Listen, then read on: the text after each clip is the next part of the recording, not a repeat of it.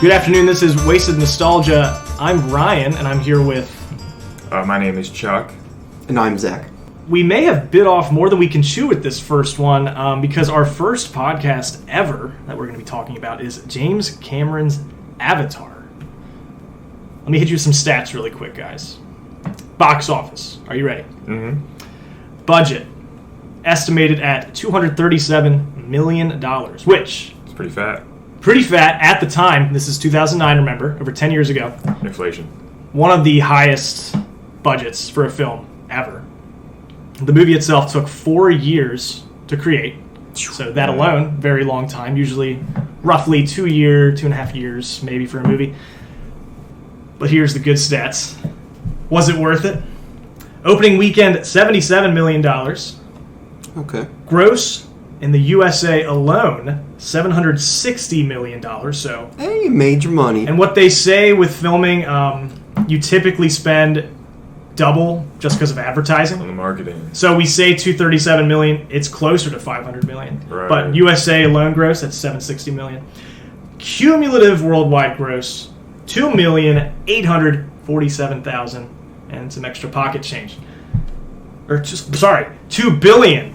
Sorry, yeah, I was like, wait a sec. $2,847 million and some extra pocket change. So we were going back and forth, and at this time, in June 23rd, 2021, this is once again the highest grossing movie of all time.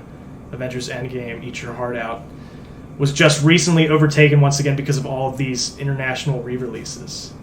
I think people just love those James Cameron movies, right? He's a beast. No, he's a visionary. No doubt about it. Absolute beast. Now, we're going to get into the actual movie, but first I want to take you on a quick journey through time. Is that okay? Oh, I'm ready. So put your safety goggles on. Get your lab. Link up with me. Yeah, link up. Get ready. Link up with him, too. Let's talk about some other movies that came out in 2009. And it might help paint a picture. Yeah, close your eyes if you will. It might help paint a picture as to why Avatar was just such a big hit. Let's talk about the competition in 2009. Are you ready? I'm ready to talk shit. I'm ready. First one I have written down, Dragon Ball Evolution. Oh, Never seen it. The live-action Dragon Ball Z movie. You never seen it? I know what it's about. Yeah, I mean, I've never seen it either, but I've seen clips. your guys' lives are better without it. X-Men Origins Wolverine. Ooh, I've seen that. It wasn't great. It is not. It is not a loved movie. Not the best. Yeah. Does have Will.i.am, which we'll get back to Will.i.am. We're not done with him yet. Isn't Ryan Reynolds in it? Yeah, he appears as Deadpool, but it's like it was the Deadpool appearance that really upset people because they spoilers for X-Men Origins Wolverine. They glued his mouth shut by the end of the movie and gave him teleporting powers. It was strange. Had the Blob, right? Had the Blob. There was a wrestling scene. Gambit. Had Gambit. The Gambit was actually pretty cool. I like Gambit. I don't remember much. I remember that those characters were in the movie. That's all I remember. Yeah, that's pretty much what I remember too. I had to write this one down because it's not competing with Avatar at all, but this was a very 2009 movie. Jennifer's Body. Do you remember that movie? Oh, yeah. Oh, the my soundtrack's goodness. amazing. I have to check out the soundtrack. It's just got all Cobra Starstrike It's punk, and punk rock kind of stuff, or just that scene era type Yeah. music. It just was one of a kind. That was Jennifer's Body, so Megan Fox. yeah. I Megan wrote down Fox. in parentheses here, Megan Fox vampire ? MGK's wifey, right? That's the... I mean, yeah, right. Coraline, Okay. Okay, that's good. I've never seen it. Harry Potter Half-Blood Prince, Oh, Zack Snyder's Watchmen, yeah, it's Still, I've never seen it. The Hangover came out in 2009.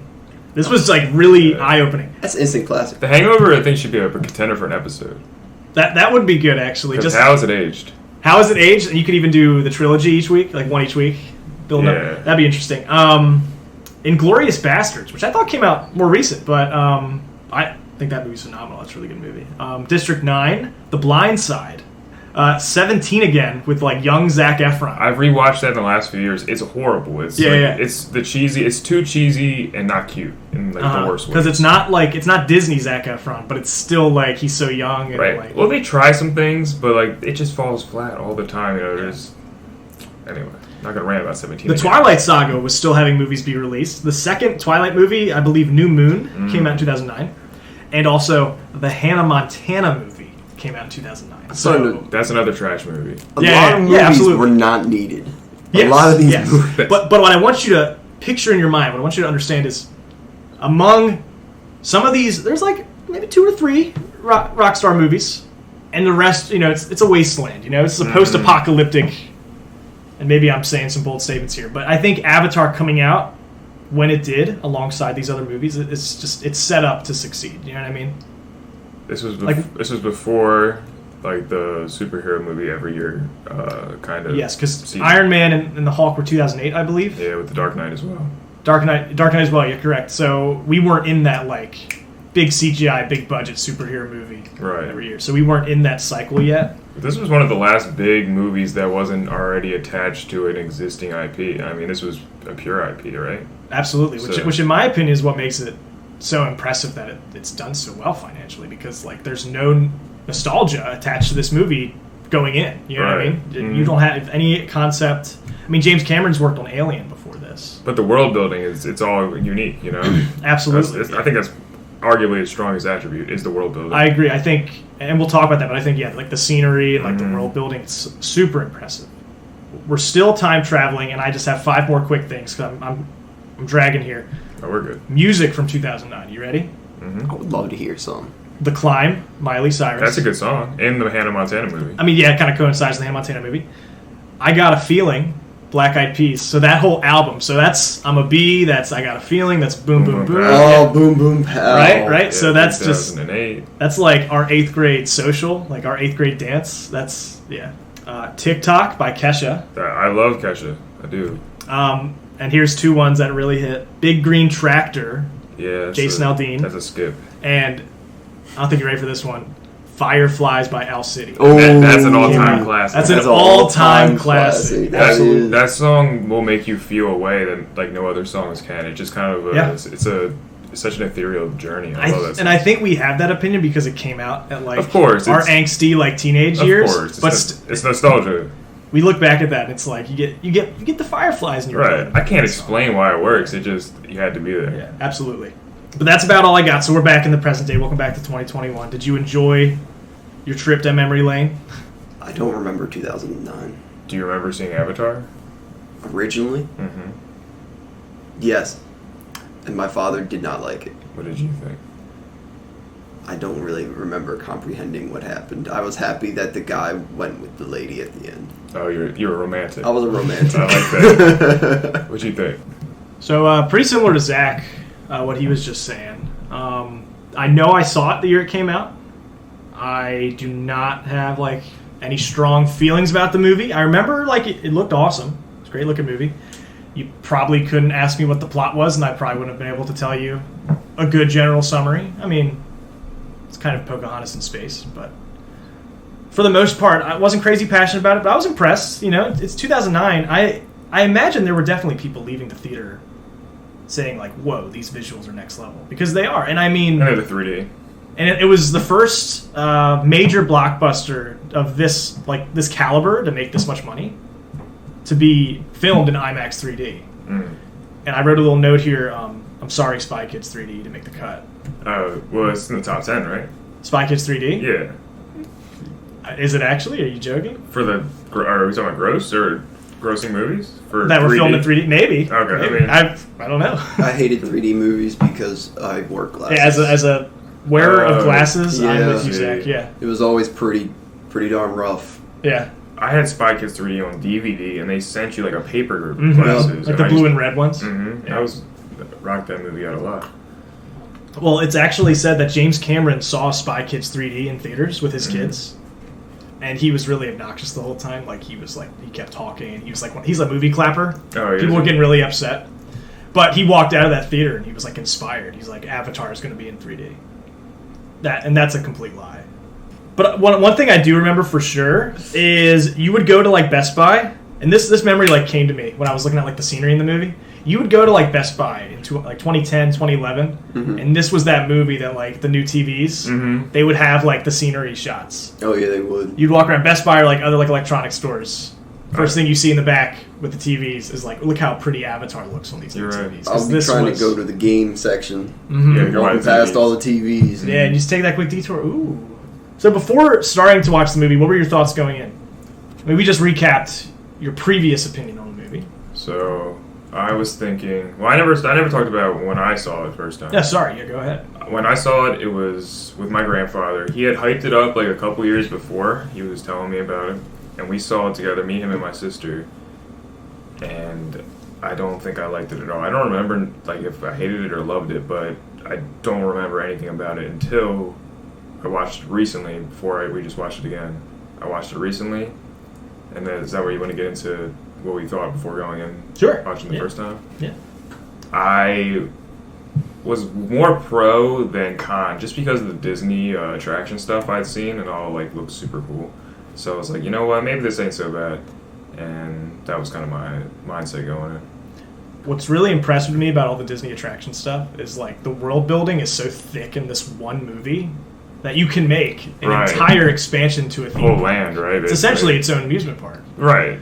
With multiple rides and restaurants and everything Avatar themed. It's only one movie, but they're able to fit all that detail. It's really impressive. When you go to Animal Kingdom, I was kind of skeptical, like, are they really adding this fictional universe into this, like, environment-themed park? It seemed, it still is kind of weird to me. But when you pull up and you see, like, the floating rocks, like, I don't know how they do that at Disney, but it looks so impressive. It's such a, and if you've been at the park at nighttime, just like in the movie, everything's, like, neon. Right? It's all neon and, like, glows in the dark. It's really impressive. It's a really cool experience. So going in, I had a few questions just that I was asking myself that I was going to kind of circle back to and reflect on after the movie. So first one's big. This movie was groundbreaking at the time for its visuals. Does this still hold up? And we could just answer this now if you want. Yeah, I think for the most part, it's just that those textures back then are, you can tell they're older. Yeah. But there's some great looking scenes in this movie. I think so, absolutely. I think there's moments when, like, maybe, like, the big mech suits are, like, moving fast and they get a little blurry, or you can kind of see, like, it's like PlayStation 3 graphics, kind of. But on the whole, yeah, I don't really have any major complaints to come out. I think the scenery, the nature, it was all good. The animals looked good for the most part. Yeah. I call him the slime dog. It's like the one that almost killed Jake, and a bunch of little ones attacked him. Like the jackal-looking dogs? Yeah, like little jackals. And then she rides it at the end. Those things did not look great today. I was looking at them, I'm like, but most of the animals did. But I was just like, they look so slimy. I was like, it just looks so... But maybe that is part of also, it's like the alien environment. Might be what they want, man. And I had a question as I was watching, because it does, the environment does look really pretty. Beautiful even. What percentage of this is practical, and what percentage is CGI, I wonder? You know what I mean?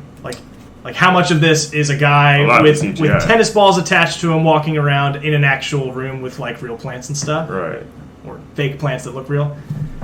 You're right, though. I imagine it's definitely mostly CGI. Like from Mad Max all the way on one side to the Phantom Menace all the way on the other side, it's much closer to the Phantom Menace. You know what I mean? Yeah, that's a good call. That's true. This is my prediction, though. I don't know for sure. Yeah, that's true. Next question. Does this movie truly deserve to be the #1 grossing box office film of all time? Who's to say? Who's to say? That's true. Everyone has different opinions. But here we are on the internet, and we're recorded, so our opinion is elevated above people who are not recorded. So, like, that's not true. I feel like we're devalued, and that's true because we think people care, so we're actually lower than anyone who just freely lives their life. But I'd say it did. It earned it. So you live in a universe where Avatar is the #1 grossing film of all time. Are you upset with that fact? No. No, me neither. Okay, that's an acceptable answer. It doesn't affect me one way or the other. Yeah. So I'm happy. It's not like one of those, like, seriously, this movie was the best. Like, it's not soulless. Yeah, no, I agree. It clearly has a ton of passion put into it. So if you look at, like, maybe a hit song from, like, the past decade that is, like, really generic and maybe kind of, like, set up to just win without any backbone behind it, I might get a little upset about this, but this was obviously made with love and heart. Yeah. Two more things. After watching this, will I be excited for the sequel, or will I not be interested? So after having watched it just now, are you hyped for Avatar 2? Are you down? I am. Like, in theaters down, or, like, I'll wait till streaming? It's coming out next December. 2022. And I'm probably going to go see it in theaters. Okay. I'm theaters down. Yeah? I mean, I think... I want to see where it goes. The original movie was a theater movie. Like, this is going to probably be another one of those experiences. I have a concern. That is true. I have a feeling that it's just going to be the humans versus the natives forever. Like it's just like, oh, they brought back a bigger army this time. Yeah, they're just gonna come back with a bigger army. I think I spoke on that before. I would be so upset if that's the case. They teased at the end of the movie the world building of different tribes and they do different things. And if they just go all in on that and tell a good story, it'll be even better than the first one. I agree. I love that idea of, and I wrote that down somewhere in here, but like the 3 or 4 clans that they link up with at the end. There's like the one that's out in like the Sahara, like the plains, the one that's like by the cliffside, the seas. If there's like some sort of tribal conflict or something going on, I think that would be really interesting. And that's just more of an excuse to, because one of my least favorite parts of the movie is scientists and politicians and military commanders barking at each other. Right. Like, let me get back to the environment. Let me get back to like learn about this culture. I don't need to like rehash these themes. I want to learn about this new culture. So if we get a whole movie committed to like the clans and their like rivalries or anything, I think that'd be fascinating. But maybe they were using all that to build up Jake to get Jake to his avatar body. Avatar body. So we have an attachment to the avatar. It would be kind of weird just to dive into this weird world where you're just following some for sure indigenous. What are they? The Na'vi. The Na'vi. The Na'vi. Thank you. Yeah, I kept forgetting the name. I had in my notes written down, basically reiterating what you said. There's like a stretch run in this movie where he's like monologuing, and it's like just all him learning more of the Na'vi's ways, and that's like the best part of the movie. It's just he's learning like it's a run. The speech as well as like the sign language to go with it. The horse, Natiri, yeah, he's like farming and like they're like running through trees and hunting together. The banshees get pulled in, and those are. The Banshees is awesome. And you had to earn their respect to ride them or whatever. Oh, that was cool. Yeah. Then you have to bond with them with the hair tail. Mm-hmm. Which can be uncomfortable, I think, the first time, but after you time you see that. But after you buy into their kind of more spiritual ways. For sure. So jumping into the movie itself, we have a really awesome cast, pretty well-rounded. It's very 2009 in some ways. Mm-hmm. They bring back Sigourney Weaver, who James Cameron apparently was iffy about just because of her presence in the Alien franchise. To be kind of treading familiar ground with that. But I think she's probably my favorite actress or just actor in general in this movie, I think I would say. Your favorite performance is I think Grace? Sigourney Weaver, Grace. She's a badass. I think she might be my favorite. I think. That or Natiri, just because, Zoe Saldana just kills it. Sam Worthington, is that the name of the actor who plays Jake? That is the name, yeah. And can I talk about Jake real quick? Yeah. Please do. I think Jake is great. I think he serves his purpose. I think he is a generic Call of Duty protagonist. I think you could pick half the quotes he says out of this movie. The quotes are and cool. You could insert it into like Modern Warfare. That's true, but that's not a bad thing. You could insert it into like I agree. He's from the Jarhead clan. He's got jokes. I like that one. That's good. That's a good line. He's got game. Like you know what I'm saying? You see what he did there? I feel like he had character development throughout the movie. For sure he did. I mean, he had a brother that they dropped that plot line really quick. So is that how genomes work? I don't know. Are you saying you'd rather have had the other brother be in the movie? I don't think you would say that. No, I'm not saying that. Yeah, but that Tommy, he gets a mention for like the first couple of minutes. Yeah, he gets dropped. You want to do a quick segment then? Was that the brother's name? Was that the brother's name? Tommy, yeah. Oh, I'm sorry. I'm terrible. You want to talk about quotes real quick? Let's do quotes. All right, let's do quotes. I'm gonna hit you with some quotes. Some of them are kind of fitting that theme I just described. Generic military quotes. I want you to tell me if you think these are from the movie Avatar or not, okay? Okay. Some of them may not be generic military. I pulled in some other stuff, too. All right. First one's pretty easy, I would think. There's no such thing as an ex-Marine. You may be out, but you never lose the attitude. That's fake.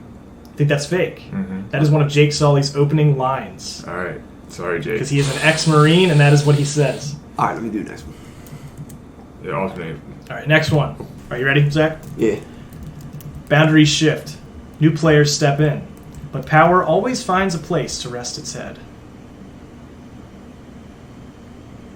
He did not say that. That is from General Shepard from Call of Duty Modern Warfare 2, so you are correct. He did not say that. I got a point. All right, Chuck. For our third quote, our only security lies in preemptive attack. We will fight terror with terror. I want to say that is definitely the Colonel. That is the Colonel. Good stuff.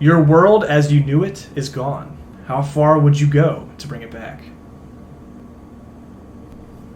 That's from the movie. That's Call of Duty Modern Warfare 3. That is Captain Price. So these are all Call of Duty? No, I had a Pocahontas one in there. Oh, you did? Okay. Originally, the skit was going to be like, how well you know Call of Duty, how well you know this movie you just saw. But you ran out of quotes? No, I just felt like adding some more because I noticed that there were a lot of parallels between this movie and Pocahontas. Okay. Which, I mean, I think James Cameron on the record has said, like, he was inspired by Pocahontas with this movie. I haven't seen Pocahontas. Really? I know there is a raccoon sidekick character who's pretty cute looking, so... It's not in this movie, so I don't know what anyone's talking about. Yeah, there's definitely some Disney spice, and there's definitely James Cameron sugar in this movie. I mean, different chefs. But I think the recipe is very similar. Oh, speaking of, like, Disney spice, that was 20th Century Fox. As far as the intro goes, it's like 10 seconds, and you're right in. Yeah. That was like, one of my biggest strengths of the movie, because it's a long movie. It gets you right in. So you think it's paced well? You think... No. You want to talk about the pacing? No, I like the next question, actually, because we're getting off topic. That's my fault, though. No, you're fine. Okay, next one. I think it's good to cut it in between. That way it paces out the game a little bit. Yeah, maybe. Is this you, Zach? Yeah. Next. War used to be simple. Kill or be killed. Survive at all costs. Then everything changed. That's from the movie. It's not. It's Captain Price. Okay. Ready, Chuck? So, what's the score? 2-2. Okay. All right, Chuck. But I know every rock and tree and creature has a life, has a spirit, has a name. So that's from Colors of the Wind and Pocahontas. I should get 10 points for that. And the song name. Good stuff. Yes. Damn. I was saying it. I was trying to say it without, like, following. I was listening to that song on the way here. See, I may have not seen the movie, but you know I've seen every single YouTube video to ever exist. So I've seen the movie. So I've seen the music video. All right, Zach, you ready? I don't know if I am. Yeah, go home. I just got schooled. Go home. This is Papa Dragon. I want this mission high and tight. I want to be home. All right, that's the movie. I remember the guy saying it, the Colonel or whatever. The Colonel, yeah. It's after they just, like, totally nuke that tree. Yeah. Like, right. Destroyed that tree. And I understand, like, you're contracted as, like, a mercenary military guy, but, like, nobody is there, like, with remorse. They're just like, yeah, we just shot a tree. That's poor leadership. Yeah. But, like, we're getting paid to shoot trees now? We're military trained. We're just nuking trees. We just blew up a tree. It's wild. Ready? Yeah, I'm bored. Ready. I was a warrior who dreamed of peace. Sooner or later, though, you have to wake up. That's Jake Sully. That is Jake Sully. Good stuff. All right, Zach. Or you guys want to take this one together? Because that was 5 and 5 each, I think. Okay. What's the score? Is that 3-3? Or is it 4-3? I think it's 4. It's 4-3. All right, 4-3? Do you want me to give Zach the last one? Yeah, give Zach the last one. You guys can just shake hands or arm wrestle or something for the tiebreaker. Yeah, we'll shake hands. All right, Zach. If you walk the footsteps of a stranger, you'll learn things you never knew you never knew. That sounds like some wise shit Grace said. I don't know. Can I steal it? Yeah, steal it. It's from Pocahontas again. Damn! It is the same song. Colors of the Wind. It's a lot of good quotes in that song. It's a great song. Well, okay, so you said you have not seen Pocahontas. So let's talk about parallels between these movies real quick, okay? Because everybody brings up. I mean, I think there's another movie, Dances with Wolves. Yeah, that's what my dad said. Is that what Kevin Costner? He says that movie was just Dances with Wolves. Yeah, which came out even before the Pocahontas Disney movie. But Pocahontas, very popular. Dances with Wolves is pretty popular too. So in Pocahontas, the English settlers come to Virginia. It's the Virginia Company. Looking for resources. With me so far, right? Among the captain, there are, soldiers and other settlers. They have guns. They clearly, like military-wise, just brute force strength, will defeat the Native Americans, just bows and arrows versus guns, right? John Smith meets Pocahontas. They fall in love. Pocahontas has a suitor. So in Avatar, it's like Sute. Right. He's like the warrior leader. It's a raw deal in the movie. He gets a real raw deal, and then he dies. It's tough. When he died, I was like, dang. Because he okay. In Pocahontas, there's a suitor, I don't remember his name, but him and John Smith have a rivalry. Similar to how Sute and Jake Sully have a rivalry. In the end, I believe they kick out the English settlers, and like some of them stay or something like that. can't remember all the way, but for the most part, like the themes and the way the movie develops is very much Pocahontas. Okay, I believe you. And if we follow the Pocahontas home to DVD movies, up next, Neytiri and Jake Sully will go back to Earth. Because in Pocahontas 2, John Smith and Pocahontas go to England for some reason. If they go to Earth... They would never do that. I would lose my They would never shit. do that. But yeah, very similar movies. But like I said, I'm pretty sure James Cameron's gone on record and said, like, I saw Pocahontas, and that was my real, like, one of the major inspirations for this movie. So we saying Pocahontas and Spy Kids made Avatar? That's... But I lied about the Spy Kids one. No, I'm sticking with the Spy Sure, Kids. in my universe, that like, is reality. And you're James Canon. You're James Cameron Canon. See what I did there? I like this guy. You can have a reality where, like, James Cameron saw Spy Kids and was like, ooh, that was in 3D. We should do Avatar in 3D. I'm going to stick with that. It's true to this podcast. And we're back. So, it looked like Chuck dominated the quote segment. He did. What? You won 5-3. 5-3. Yeah, I definitely dominated. What? Yeah, I definitely dominated. Should we keep talking about the movie? Let's talk about opening. We got through that. What's your opinion on, like, the whole, like, lab crew? You got Norm. And what's that actor? I wrote down... Trudy. I did not like the whack dude who was there Dr. to play Patel. Avatar with Norm? Jake Sully. Yeah, but Norm. towards the end, he redeems himself. You liked his character development. Well, he I gets liked jealous. his character development. Right. Exactly. He is jealous. He's He like, starts seriously, they acting- let you in the life tree or in the sacred tree of where we live? Exactly. And his development happens during that sick montage part of the movie, so I kind of like Norm. I agree. He grew on me towards the end. But I'm just saying, you always want to see your homies win. You don't want to see them Absolutely. falter. So if you see one of your friends is doing well, you don't want to be all jealous and mad at him. For sure, but... And they weren't friends at first. Yeah, they're just No, co-workers. It's acquaintances. He knew his brother. But yeah, as soon as I saw him, I paused the movie. So I forgot he was in this. What else is he in? That's the dude from Dodgeball. Oh. His name is Joel David Moore, and he was in both Grandma's Boy. He's like the ultra game programmer in Grandma's Boy. It's like, you do not have robot legs. He wears like the Matrix outfit. Dude, I've seen it once, and it was, I can't remember. Grandma's Boy, and he was also in Dodgeball. So I wrote down, that. these are my degenerate high school movie sleepover movies of choice. Those are fire. Those would always just be on in the background, right, people? And Road Trip. That's Road the Trip other thing. too, and Old School. So What about it's tasteful movies. what are those Mike Myers movies called? Austin Powers? Austin Powers. The good indie movies. movies. Love Austin Never heard of Yeah, those. Austin Powers. I was at the barbershop today, Sure. and they had the second one on, and I was like, this is hilarious. 2 is probably my favorite. It's The Spy Who 2 Shagged Me. I is think. amazing. Spy Who Shagged Me. Third's He the lost his weakest. Beyonce. Foxy Cleopatra. Foxy. Foxy. What'd Her you name's say? Fox. Her name is Foxy Cleopatra. Okay, that's my bad. Beyonce's name. She like has like an afro. I think she's like time travels from like the 70s or something. Okay, it's an episode. She's awesome. So we talked about Joel David Moore. I already commented briefly on Sigourney Weaver. I'm a fan of Sigourney Weaver in this movie, and I found out an interesting fact, because one of the first things I wrote down about Sigourney Weaver was, it's the year 2054, or 2154, so we will be dead by then. Our kids will be dead by then. Most likely our grandkids will be dead by then. This is like multiple generations in the future. People are starting to get woke now, you know. By that point, I would think, and she's in the lab smoking like a pack of cigarettes every day. And let me see, you wrote it down. Where you see it? Still smoking, Sig's Grace. Yeah, right? Right? I think I literally said that during the movie. She's still smoking, right? I said they are all in the same building and limited oxygen. That's why I came. Limited And this oxygen? girl is seriously smoking in there? Well, it's like that it's like that archetype. It's like Right. that like grizzled like scientist. She's like, I'm getting too old for this shit. Like she's smoking her cigarette. You know what I mean? Right. Grace is She's the best sassy. character in this movie. I love Grace. I think she's sick. And I think it was a good choice. Spoilers for one of the highest grossing movies of all time. I think it was a good choice for her character to die, because if like Norm died, I would No one not would care. I would not care. Right. Real quick, remind me, because I'm a little fuzzy on this. Sure. What happened to Norm? He got out with the gun, but what And then he happened? got shot, but then Exactly. he woke up back in his Right. human body. And there's a scene of him like He got a waking up mech? in the container. He's like, I don't know if he got a mech. I think he just got a face mask and kind of escaped. Okay. Because at the end of the movie, when they like kick out the military industrial complex from the planet, some of the scientists stay. Norm stays.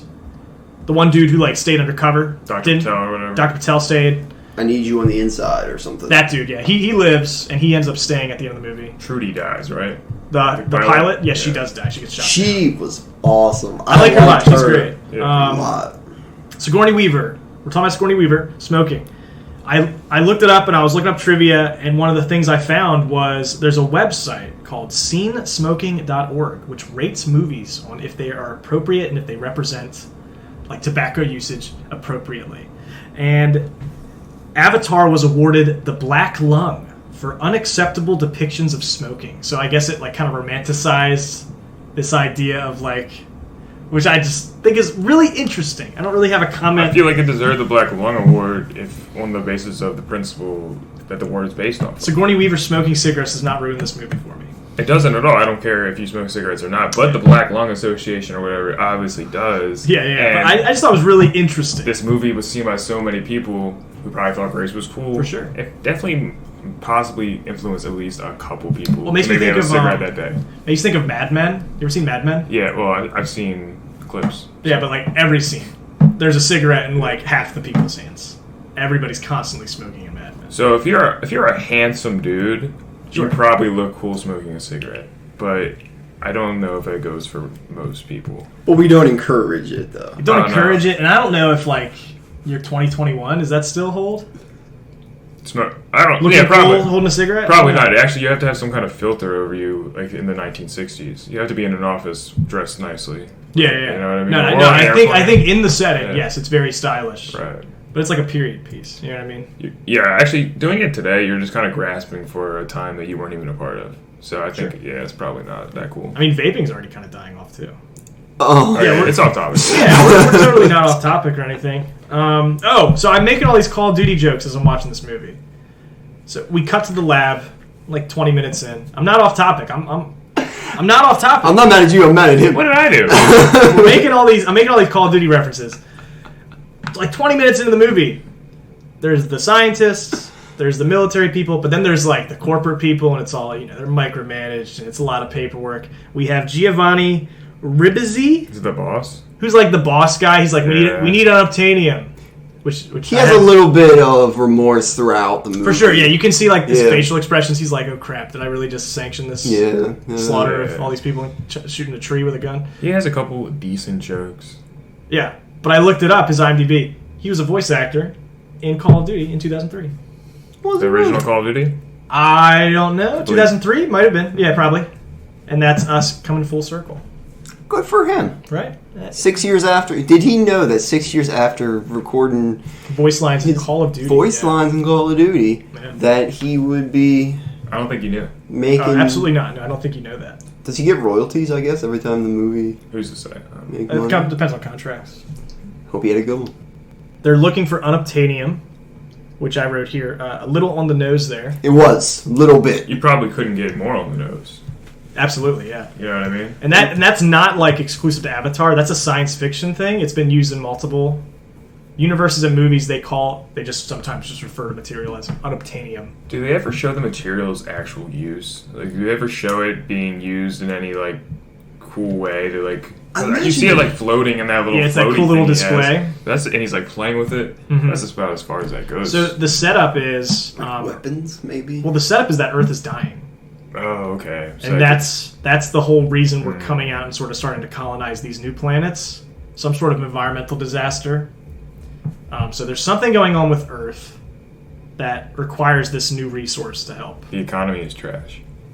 Okay, so we're talking about Earth and the conflict that's going on there. There's some sort of issue, which is why we're going out and colonizing these planets. There's a few passive comments that I was able to catch. I think Jake Sully, they said, served in Venezuela. Yes, as a war. Some sort of war conflict in Venezuela.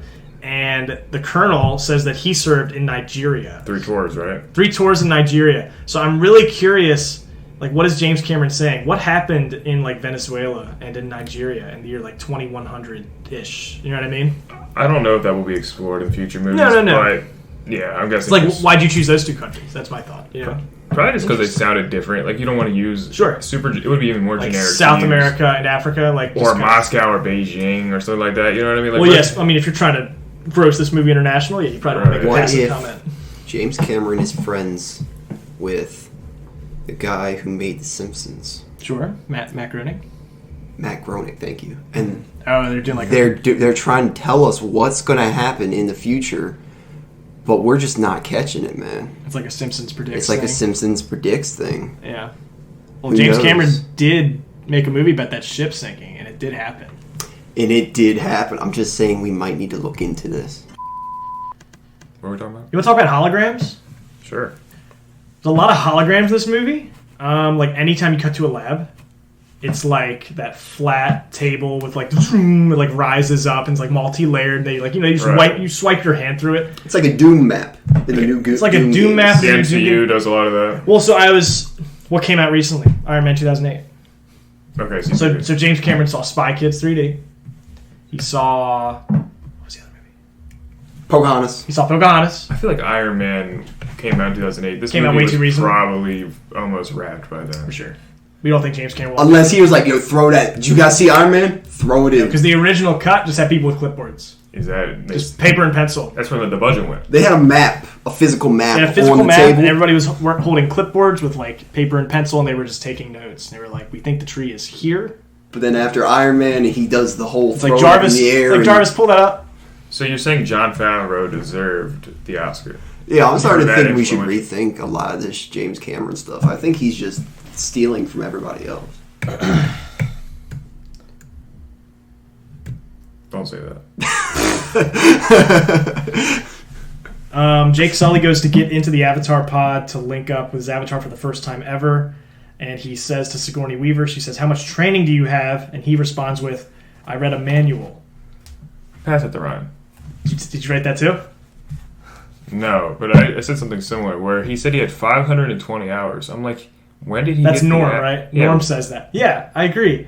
They were like, they weren't ready. They were tiny. Mm-hmm. And they say, like, this is his first time seeing it because he's like, "Oh, this is so cool." He's like looking at the tube, and he's introducing himself to the scientists. I just love that idea of Jake Sully reading a manual. Like, how can a manual possibly get you ready for this? Like, convey the information necessary to... Who wrote the manual? Mentally dive into it could have been written by Sigourney Weaver. Another scientist who's deep into this crap. But I thought that was interesting. So when you sleep as an avatar, you wake up as a human, and that just seems exhausting. Like when do the characters actually sleep? And the waking up thing is very inconvenient because it's... And also, there was a time when they went to sleep, and he comes back as Jake, and they're flying out to the new spot, and it's like daytime out. I'm like, are the Na'vi not up? Are they just letting him sleep in? No, exactly. Like, that's got to be so... Like, you convinced this tribe to let you be a part of them, and then you don't follow their schedule. You're just out sometimes. Right. And then later, it really bites them just because, like, the bulldozers are coming. And Jake and Neytiri... Right. He knocks out, twice in a row. Yeah. He's just collapsed. And she's, dragging his body, the bulldozer's, knocking down trees. They're about to die. And then he just wakes up right in time. Why is he hitting cameras? The bulldozer's coming? I guess why is that your go-to? I don't know. I think it's, the only thing maybe he they can't see where they're going, I suppose. Yeah, I guess, but there's, a ton of other bulldozers. I guess. Because him jumping up there, he could have died really easily. You put yourself on blast, too. These guys don't have guns. Right. I mean, I ended up screwing him because they went up and the colonel pulled him out of the chamber because he saw him on video. Mm-hmm. So yeah. So with the flaws of this movie, there is a lot of things that are you could really tear apart if you wanted to. It's nitpicking though. I mean, any blockbuster of this scale, there's nitpicking. It's 2 hours and it's 2.5 hours. Right. There's gonna be nitpicking. You know what I mean? And I feel like the universe brings enough to the table where I do enjoy this movie and I'm excited to see what's gonna come forward. Yeah. So we're getting 4 more movies or 3 more movies? 4 more. At least 2 are filmed already. I think 4 are confirmed. 2 are already filmed. Mm-hmm. So let's say each one's about 2 hours. I think it might be a little longer. Let's just say each one 2 hours. Okay. Roughly. Complete, it would be 5 movies, 2 hours plus each. That's 10 hours. That's basically a TV, a show's runtime. Like a season of... Oh, absolutely, yeah. Game of Thrones. Spent with movies. And I wrote it down here. That's crazy to think about. The first movie's 2.5 hours, give or take. I think you could have gotten away with adding a couple 10 extra minutes of footage to tie up loose ends, and you could have cut this into 2 movies. Okay, yeah. Like, I think you get up to the point where, like, But the first... Jake and Neytiri bond and, like, they mate, essentially, like, for life or whatever. They bond for life, whatever they say. And the war hash from the second movie. You have some sort of, like, closing extra scenes. And then you could have had a part 2 movie where it's, like, the actual conflict. What if we get, like, one day we get, like, a Lord of the Rings box set with 3-hour-long editions Yeah. I'm sure that's going to be a thing. of each movie. Oh, for sure. Yeah, that'll definitely be, like, a saga bundle of, like, all the movies. Yeah, Yo, for sure. when that comes out, let me get that on that 4K discs. You know what I'm talking about? 20K. Like 18 By by then. Yeah, absolutely. Jake Sully wanders around in the forest, just touching random stuff, completely unaware of what might kill him. The pink plants, he like The touches pink them. plant, that's a cool scene, but Right. he's just touching random plants. Like, Well, you're getting the speech that everything's like poisonous, you could die. He's curious. That's what I wrote. He's very I curious. wrote Jake is curious. He assumes that everyone he sees in the forest can speak English. Neytiri, like, Well, he had no other language to speak. Neytiri saves his life, and I'm nitpicking. I think it's funnier more than anything. Neytiri, like, saves his life in, like, the night scene when, like, the jackals are all circling him and stuff. She's doing that, like, ceremonial, like, goodbye funeral for the jackal that she shot with the arrow. He like she thanks And he's just, like, she's talking, and he's cutting her off, like, thank you. right. Hey, thank you, by the way. She's in the middle of a prayer. And she's just like, would you obviously. stop, seriously? Like, Yeah, it's like that custom wouldn't be known probably on Earth. You know, you don't stop someone in the middle of a prayer. we're just in the middle of talking. Like, she clearly is, like Right. don't like, annoy this. She saved your life. This huntress, you know what I mean? Mhm. Floating rock mountains are very cool. Floating Rock Mountains were very interesting, and I kind of wish they visited, like, more. Yeah. Like, they didn't really show, I guess, I don't know what I wanted out of the Rock Mountains. I mean, they definitely took advantage of it with the Banshees. Right. Yes. And the flying. And, Right. like, that entire ritual of how will I know which one chooses me? People trying to kill you. How many of your warriors are paired with these Banshees? Apparently a lot by the final act. But Right, like, 'cause- that does not seem like something that would have a high success rate. Right, because Jake almost dies multiple times. Just fall to your death, you Right. get eaten, yeah, that's very dangerous. Just getting up there, I feel like so many people would fall. Right, because it's such a trek. It's such a trek, you have to like kind of sidle along like the cliffside thing. You're on a horse, and then the horse, you get off, and you try to climb up this giant... It's like a cavernous, but cliffside. It's beautiful. I think, I mean, the only thing that I don't think they really explored on Pandora is like underwater sea stuff. Right. And that would also be beautiful, but they covered like the forest, day and night cycle, like treetops, fields, the cliffs and the skies. The like skies, they rode were around. all over this planet. You know what I mean? They really took advantage of. But there is so much more they could. Like the seas, that's... I think underwater stuff would be really pretty. And James is obsessed with the water, so you know... He absolutely is, yeah. You do a lot with that. Um, The Banshee's design, though, how do you feel about... Does that, like, invoke any emotion out of you? Because I feel like it's definitely the strongest design of all the animals, is the Banshee. it's a very powerful design, yeah, absolutely. And, like, the one that roars out, like, Mhm. the face gets a It lot has longer. like those like nostrils on like its chest, sort of. And its skin is kind of flappy a little bit, Mhm. too. No, I really like the design. I like the strong beaks on the front. I liked how all the animals had the gill things. Mm-hmm. Well, another interesting little holes. thing about the animals on Pandora is all of them, except for the Na'vi, have 6 legs. I know the dogs... I saw that with the Dogs do. Apparently, That's all the horses did. the horses do. But apparently all, at least like mammals, like animals, maybe not insects or like fish or something. The But big- all the main animals, The big horn thing on 6 legs? like the hammerhead, I call it the flap. the hammerhead rhino. Yeah. Yeah, that's what I call the hammerhead rhino. Yes, apparently that has 6 legs too. Everything besides the Na'vi has 6 legs. And we'll talk about fan theories towards the end here, but that kind of ties into something. When all those rhino things came up at the end, that was so cool. I wrote down here, it's the hammerhead rhinos, and they've come to save us. Nice. They go into lockdown because they're labeled as tree huggers. They're not on the side of the humans. Right. They go to escape.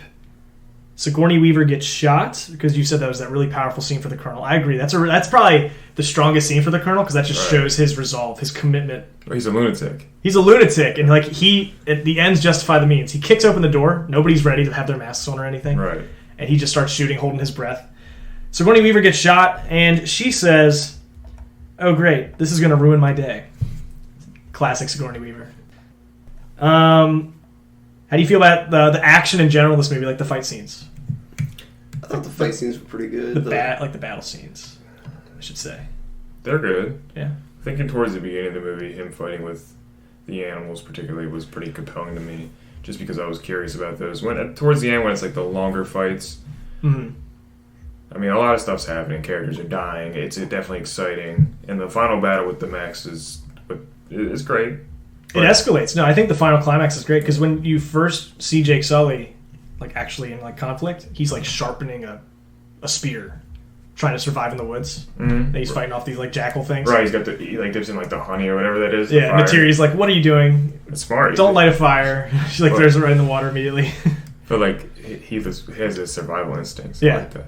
But the final conflict like raises all the stakes. Now it's like this an army versus another army, and I feel like, but it doesn't like feel like a drastic change. It just naturally kind of grows to that. I feel like they used way too much slow motion in this movie when they didn't have to use. It does do motion. that a lot. Yeah, like you pull an arrow and jump. Yeah, it's shoot like an arrow. that's cool, but this is like it felt like 300.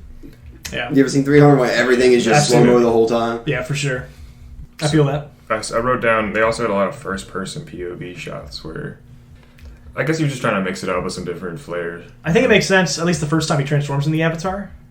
Yeah. Because it's showing that perspective. Right. You're in this new body. Whoa, this looks weird. Big blue arms and stuff, right? Would you do it? Would I do The Avatar program? Would I have to travel to a different planet? Yeah, 5 years cryo.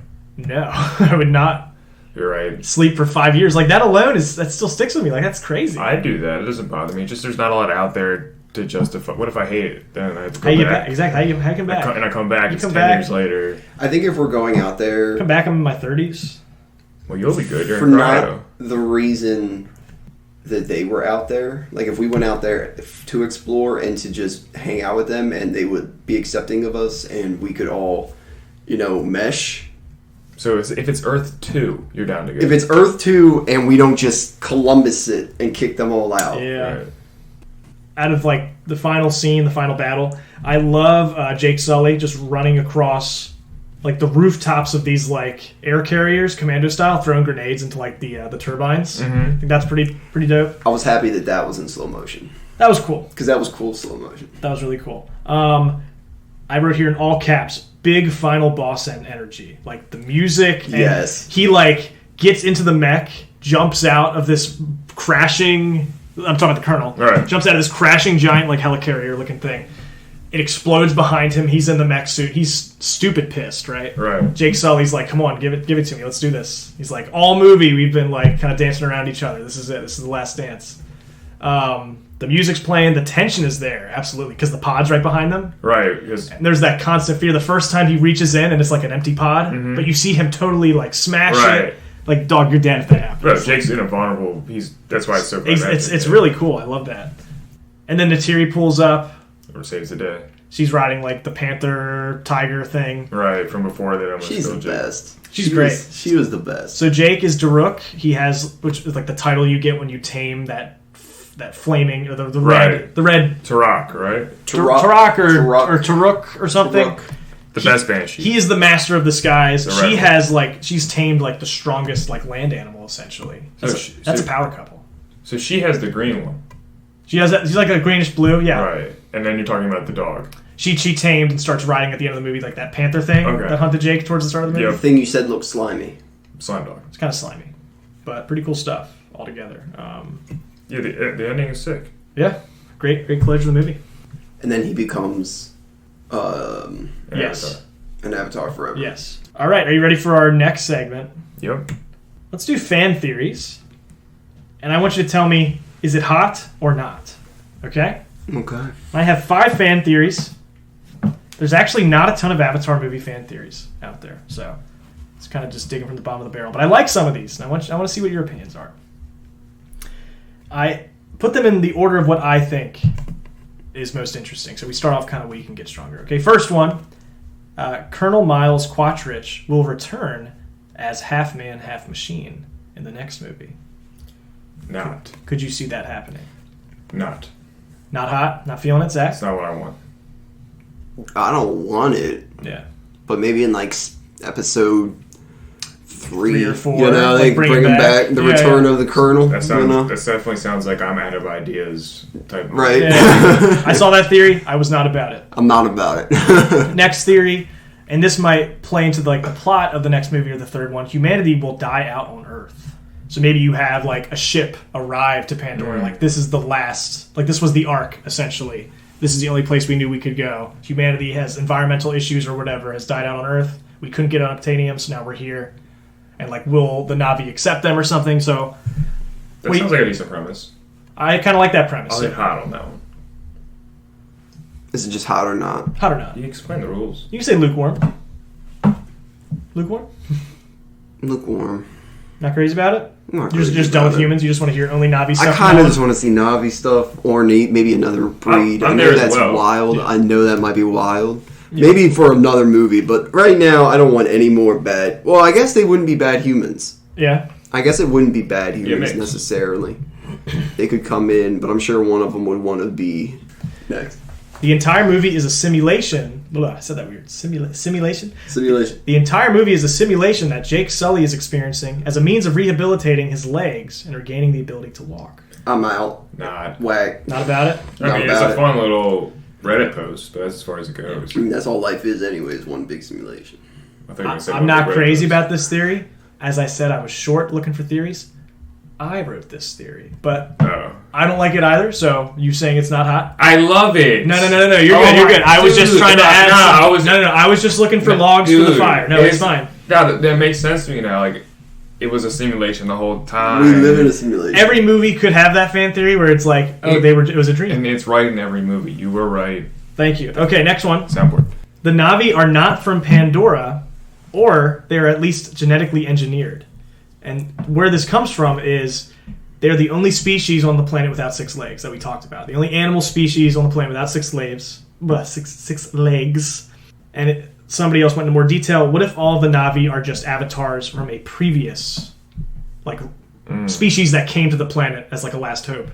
And the avatar body is just a body that just can breathe the air, just does well in this environment. That's why that was the choice. I mean, if it's portrayed correctly in the new movies, I'll give it a hot, but it sounds a little fuzzy for me.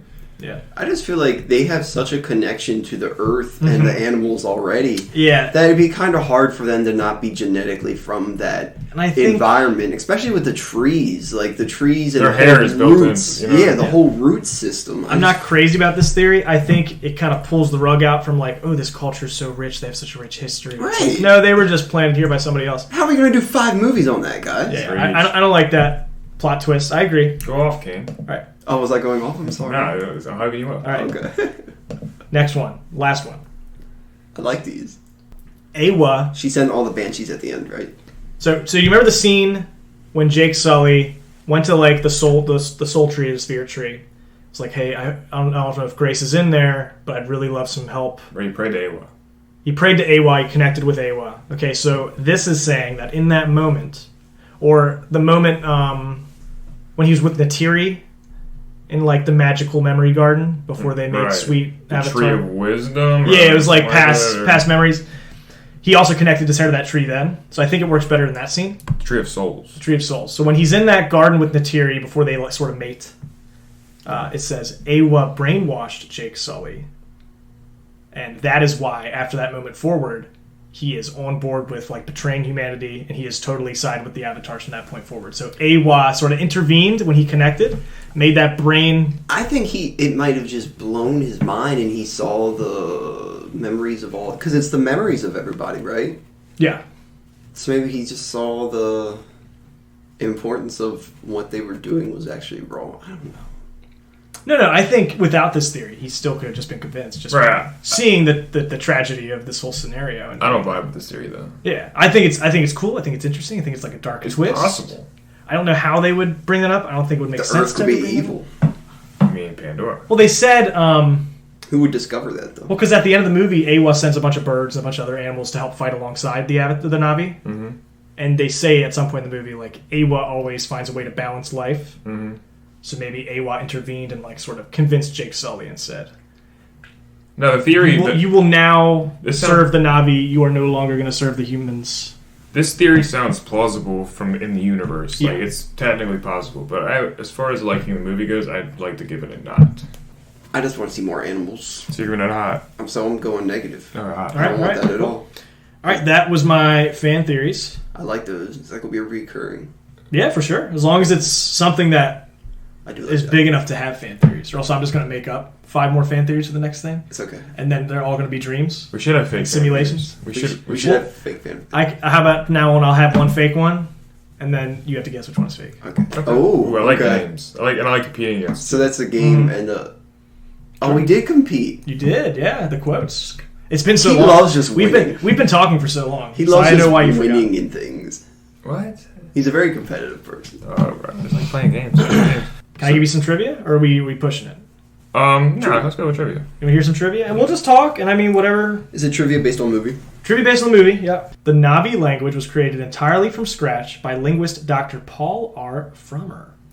James Cameron hired him to construct a language that would be easy for actors to pronounce, but would not resemble any human language. He created about 1,000 words. But I mean, yeah, they definitely speak in a different language, so I imagine you had somebody on it. That is one of the best parts of the world building is they have their own language. So I'm imagining they're going to be adding words then. Potentially, if they need to If they're use more making dialogue. 4 more movies, Yeah. Who's to say they used all 1,000 words, though? But they're probably adding words. Yeah, yeah. I'd imagine they're. Yeah, I'm adding sure they words. would. Yeah, I'm sure they would. So I need a Disney World lore update. Can Did only- you do the boat ride? I did do the boat ride. The line's not super long for that one. That's awesome. Okay. Can I get a dictionary? Of Navi, I'm sure you could find something that They sing in Navi in that ride, right? they do. At Is the it- end, is at it the end of the beautiful ride, that's fine. At the end of the ride, Natiri's mom, who's like the shaman leader, she's doing like this like yoga meditation thing, and it's like looks pretty like it's an animatronic, so it like looks really good. It's this like 9-foot tall thing like dancing in front of you as you ride by. It's interesting. But the ride's really pretty because it's like nighttime. It's all like Bioluminescent. yeah, exactly. So Sam Worthington, the lead in this movie, Jake Sully, 5'10". at the time of auditioning, So Zach, when we watched this movie a while Sure. ago, the first thing he says to me is, Sam Worthington, yeah, that guy is like ridiculously short or whatever. well, that's why he wanted to join the Avatar program And because he wanted to be tall. He went on about it for like 5 minutes. I didn't really even say anything back. How tall is he? Did you look it up? But he was like 5'10", which is like a pretty average height. Like, But he's shorter than Sigourney Weaver. Yeah, but he was going on to slander, and I'm like, okay. I And was- then I he was- looked it up. He's like, oh, he's only 5'10", and it was like, It's 5'10". I don't know why you would. I thought he was like 5'7", like Tom Cruise height, but no, it was like Tom Cruise is short. yeah, he's short. It's like Bruno Mars. Bruno Mars is short. A lot of actors are, you know. Yeah. No, I mean, no shade. I don't have a problem with people being short. Yeah, it's whatever. So I guess this isn't the worst thing ever. He was short, so I guess that's worse. But at the time of auditioning, Sam Worthington was living in his car. Wow. But he was 5'10". He was 5'10". So I mean, So it's not that bad. well, I mean, it was bad because he was both 5'10" and living in his car. Zach, for our memes, I need you to make one of Sam Worthington being shrunken down. He was in a Netflix show. I think it was Manhunt I don't know if or I've ever seen him in anything else. Murder or something. He's in the Clash of the Titans movies. Oh, is he? Yeah. Like not the old Clash, the new Clash of Titans. Obviously. I really liked his character in the TV show I watched him in. I don't remember Interesting. what it was, but that's where I remember him from, not Avatar, until we watched Avatar. James Cameron originally planned to have this film complete for release in 1999. At the time, the special effects he wanted would have increased the budget to $400 million. So no studio would have funded that film.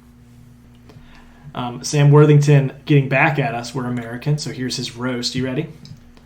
Sam Worthington is Australian, and he said in an interview that it would be easier for him to master the Navi language than the American accent. Ooh. He did a Brooklyn accent as good as you could do. You know what I I mean? thought it was, Like, yeah, I didn't question it. I don't know. I'm guessing it was a Brooklyn accent. He has that kind of, right? I don't know. He sounded American to me, Am I off honestly. base? I would have never known. He had an accent, like some kind of city accent. Close your eyes and picture Jake Sully. Do you see Matt Damon or Jake Gyllenhaal? Yo, Jake Gyllenhaal would have been cool, though. Matt Damon and Jake Gyllenhaal were both considered for the role by the studio. Ooh, I like this. What a casting. James Cameron, however, one of the lesser-known actor for the lead role. I mean, I respect that. Yes. And we got Matt Damon in The Martian, and I liked They that. would have did The fine. Martian. Love The Martian. All right. You can add this to the list of movies that James Cameron saw and was inspired by. This one's real. He was convinced that CGI effects had progressed enough to make his film when he saw Gollum in Lord of the Rings: The Two Towers. So he came out of the theater after seeing Lord of the Rings: Two Towers and was like, that's it, make an Avatar. He saw that. He saw Spy Kids. He saw Cheaper by the Dozen. And that definitely confirms that he will be releasing a full box set That's of true. 3.5 hour long That's movies true, yes. with an intermission in each one of them for my enjoyment. I would love to do Lord of the Rings because I have never actually sat down and like watched them all the way through. I've seen the first one in like 20 minutes to the second. Yeah, no. He fell asleep. My parents love those movies. They're the best. Yeah, I They're hear they're best. great. They I've got a ton of rewatched fans. them. So I would love to give my opinion having like no real nostalgia for them. We should do that. And we should do like a reenactment scene. Yeah. Like as a joke. Earlier we talked about James Cameron being potentially iffy on set. Allegedly, he kept a nail gun on set. You gotta stay strapped. And if he got to stay strapped, if he saw cell phones out when they shouldn't be used, he would nail them to the wall. Maybe I'll be out after a little bit. Or just don't bring your phone to work. But I'm starting to think that James Cameron might have some screws loose. Most of the animal noises heard in the movie are recycled dinosaur noises from Jurassic Park. Yeah, I thought that was interesting. Sigourney Weaver fact. We love our Sigourney Weaver facts. I love my Sigourney Weaver. The cigarette that Sigourney Weaver's character smokes is computer generated. Wow. Yeah. I couldn't give her. I honestly figured she was just carrying around the same cigarette the whole time. It's like a fake one or something, right? Like, is that Right, a thing? they definitely have Yeah, those. that's the thing. Tobacco-less cigarettes. They knew they were going to give her a CGI cigarette. the Oh, whole Mad time. Men, they were definitely smoking Yeah. fake cigarettes all day. They were not chain smoking Yeah. cigarettes on set. It's illegal. So just a reminder, if James Cameron does take a nail gun and nail your phone to the wall, you don't question it. Just because prior to this movie, the highest grossing film of all time was Titanic. So he just doesn't miss, really. He was already on boss status, and then he just Yeah. bossed up another level. So your thoughts on the soundtrack for this? I don't remember a single song. So composer James Horner stated that this was his most difficult film and the biggest challenge of his career. He said in an interview that he worked on the music from 4 a.m. to 10 p.m. for a year and a half. I feel like grading music soundtracks is where my criticism is a little lacking because Sure. I don't pull in soundtracks right away. I agree. It takes a while. And I think with this movie in particular, it's like ambient noises, it's like nature sounds, it's a lot of background, like There's epic music. songs during montages, I imagine. It's not memorable that you would Rewind. like listen to in your free time, most likely. I thought this was an interesting and kind of funny story. In order to get the cast more familiar with like more natural environments and jungles, James Cameron took the cast and crew to Hawaii.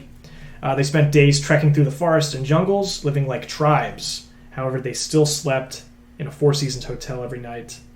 And Zoe Saldana even dressed up as a warrior during these journeys, complete with an alien tail symbolic of the one her character has in the movie. So I just imagine like a Hawaiian local seeing these like millionaire directors and actors walking through the jungle and they're just like freaking. Is it worth it? It sounds like fun to me. I mean, if James invited me out to do that, I So would. James calls you up on your phone that totally has a nail through it. Right.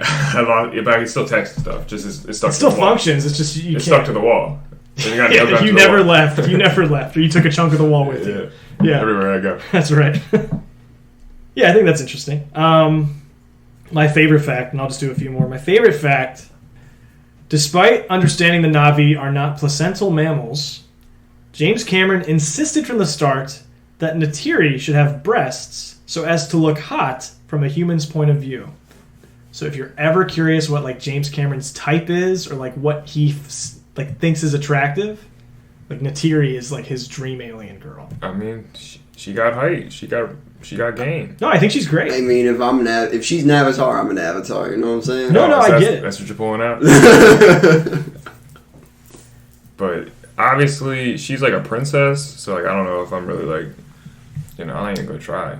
Does she qualify? Does she fit like that Disney princess? Oh, well, she's a Disney. Princess Leia's in there. She's just a Disney princess, no question. Because Yeah? well, the Disney princess thing is Mulan a Disney princess, Right? Like, Like Pocahontas, she's like daughter of a chieftain. Like that's Right. a princess title. No, I agree. So are you putting Neytiri up there in the pantheon? no, I just feel like we can put Mulan in there. I'm just very liberal with how I give out a Disney Sure. princess. It's not. Sure. There's been so many princesses. Let's just I roll agree. with it. More toys for girls to buy. That's cool with me. All right. Wreck-It Ralph 3, get another scene. Powerful female figures. I'm all about it. That's Wreck-It Ralph 3. There's like a whole scene dedicated to Disney princesses in Wreck-It Ralph 2. Yeah. Oh, okay. He breaks the internet, by the way. Oh, I know. I've seen it. That's probably the best scene of the whole movie. But that's not Avatar, so it's... We can do that in a future episode. Yeah, sure. So I guess we'll end off with some reflection. Is that cool? Yeah. I would love to. I'll come back to those questions before. This movie was groundbreaking at the time, especially for its visuals. Does this still hold up? Yes. Yeah. I'd say it holds up compared to what came out at the time. I watched Hancock a couple weeks ago, and compared to this, it's For sure. it's like TV movie compared to a real movie. It's not insane, right? They're just 1 year apart. I said this movie definitely still holds up. I get the hype. Way too long of a runtime for me. You're gonna go with the way too long, so you want it to be a 2-hour flat movie. That's what you're looking for. Hour 45, maybe. Mm. Like I said, I think you could add a couple extra minutes of footage and trim this into 2 parts. Well, see, I'd rather just have a long movie than have 2 movies. But then again, I could also always pause it. It's just a me thing. I could just pause it and watch it later. And that's what I actually did when I was watching it for this time. I took a lunch break and I came back to it. There's some trimming that could go on, and specifically some of the slow motion within scenes. Mm-hmm. Like these scenes could still happen, but they could be cut up for definitely. Sure. But I can't see taking 45 minutes out of the movie. No. I agree. Like I said, you'd have to make it into like 2 parts. Keep the main plot. I think this movie's at its best when it's like like something on in the background. Like you're doing chores or something. You have it playing in the background. You look over at your TV. Ooh, that's really pretty. And you catch the good scenes. You catch the good scenes, exactly. I don't need like the lab scenes when like the Colonel's arguing with Sigourney Weaver. Right. I love Sigourney Weaver, but like I'm not here for Sigourney. I mean, I am, but I'm here for like the plant life and the animals and like the new world they're being introduced to. The new world, exactly. Coming back to it, does this movie really deserve to be the #1 grossing box office film of all time? What movie does? Yeah, we said that earlier. Like, who's to say? I agree. It's good enough. It's not offensive. Yeah.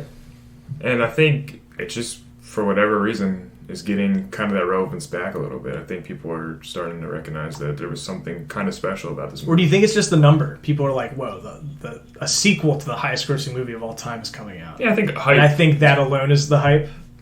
I don't know. I feel like I've seen a lot of people. This movie used to get really lambasted or lampooned. Is that? Mm-hmm. And I feel like there's more people coming out saying, So it's been it was solid. 12 years. Yeah. 12 years. Yeah, it's crazy.